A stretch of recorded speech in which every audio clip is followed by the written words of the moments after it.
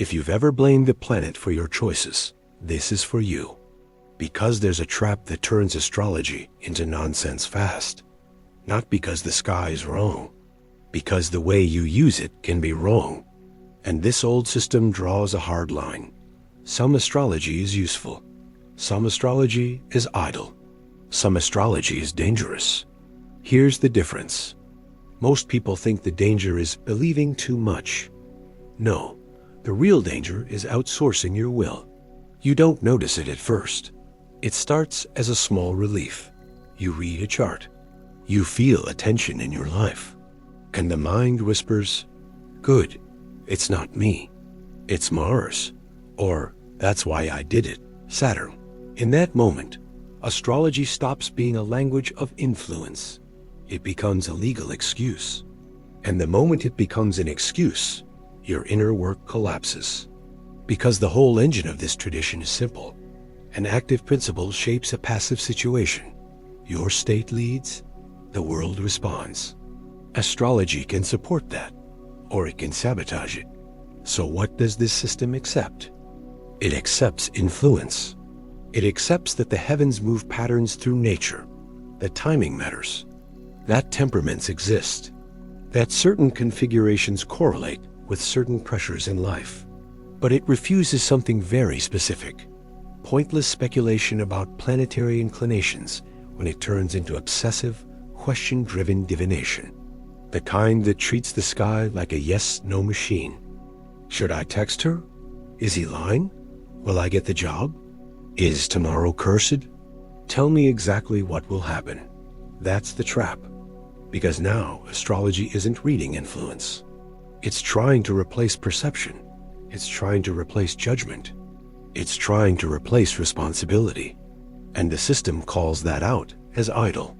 Not because nothing influences you, but because that use has no stability, no principle, no inner anchor. Here's why it becomes dangerous. First danger, it shrinks your will. Every time you hand a decision to the chart, you train yourself to be passive. You become someone who waits for permission from the sky. And once you start waiting for permission, you stop acting as a cause.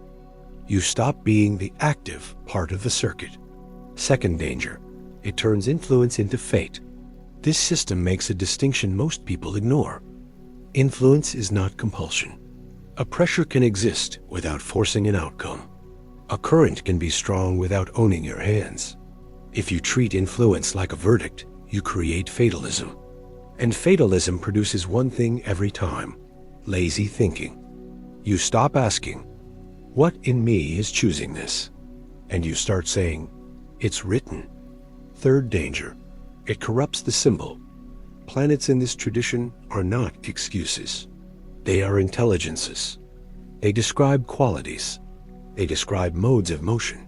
They describe how forces move through the world and through you. When you use a symbol to dodge accountability, the symbol loses its virtue. It stops clarifying. It starts confusing. So where's the line between use and abuse? This system gives you a clean test. Not a ritual, not a rule book, a test of orientation. When you read astrology, notice what it does to you. Does it make you sharper or smaller? Does it make you more responsible or less? Does it increase clarity or increase fear? Because the use version always produces one result. It makes your life more legible. The abuse version produces a different result. It makes your life noisier. Let's make it concrete. Scene 1, relationship. Abuse looks like this. My Venus is cursed. My moon made me needy. My Mars made me explode. So the conclusion becomes, I couldn't help it. Use looks like this. I'm under a Venus pressure, meaning a pull toward pleasure, toward attachment, toward longing. So I watch what it's pulling in me. I see where I'm bargaining with my own dignity. I see where I'm trying to buy love. And then I choose better. Same sky, different operator. One use collapses into excuses. The other use becomes self-mastery. Scene 2, conflict and anger. Abuse looks like, Mars is on me. People should deal with it.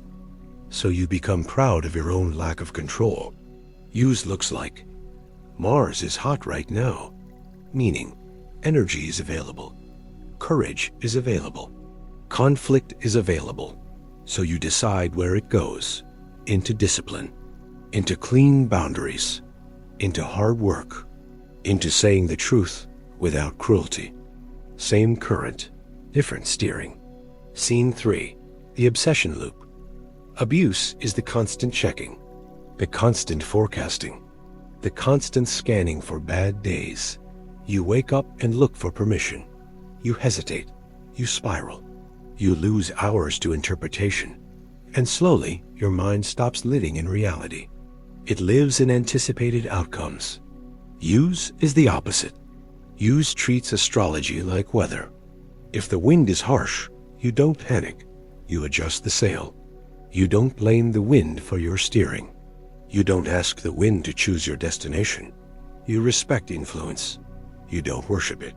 Now, there's a line in this tradition that matters here. It admits free will. It insists the heavens cannot counteract it. That's not a denial of influence. That's the proper hierarchy. Heaven moves patterns through nature. But your soul is not a puppet of configurations.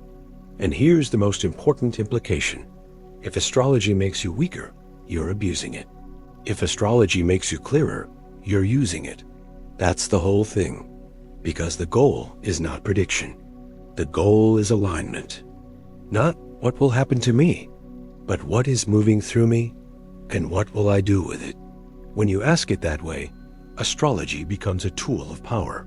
When you ask it the other way, astrology becomes a tool of dependency. So the astrology trap is simple, turning a language of influence into a machine of excuses, turning a map into a master, turning symbols into verdicts. And once you do that, you don't just ruin astrology, you ruin the operator, because you train yourself to be passive. You train yourself to be ruled. You train yourself to blame the sky, but the system isn't built for that. It's built for this. You see the influence. You keep your will. You act as the active principle, and you let the correspondence work with you, not instead of you. That's use. That's clean. That's stable. Abuse is noise, and noise is where the art dies. If you want more of this kind of clarity, like and subscribe.